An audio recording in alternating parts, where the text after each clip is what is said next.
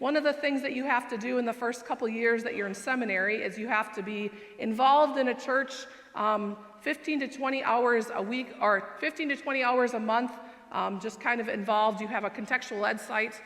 And so this pastor, I'd already had set up my contextual ed site, and this pastor came to seminary and he said, hey, we got to know you, we love you, the kids love you, can you come and hang out and do your contextual ed at this church in South Minneapolis, and we will even pay you. And I was like, I have no money. Sweet, that sounds like a great plan. So I became their youth director for a few years down there in South Minneapolis.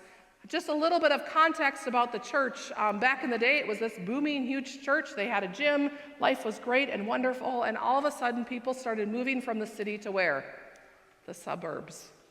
And they moved out. And the neighborhood changed. And the people would drive in that were still members at the church. They would drive in to be a part of the church.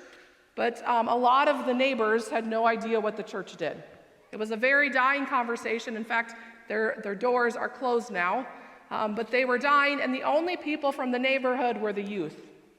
And the neighborhood didn't have a lot of money, and so when I did youth events, even charging $5 was a lot of money for those kids, and a lot of times their parents couldn't do it. So we had to come up with unique and ingenious ways to make sure we could do things.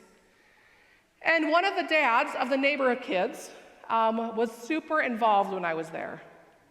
And we'll call him Joe, and Joe was great. Joe was at every single event. Joe's car barely started.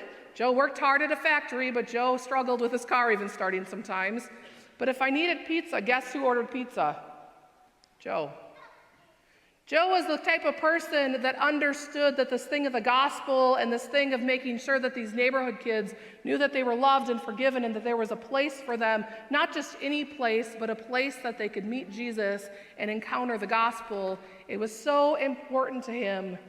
It was so much fun to do ministry with Joe because he just was so much fun. You could see the light and the joy of Christ coming in and through him.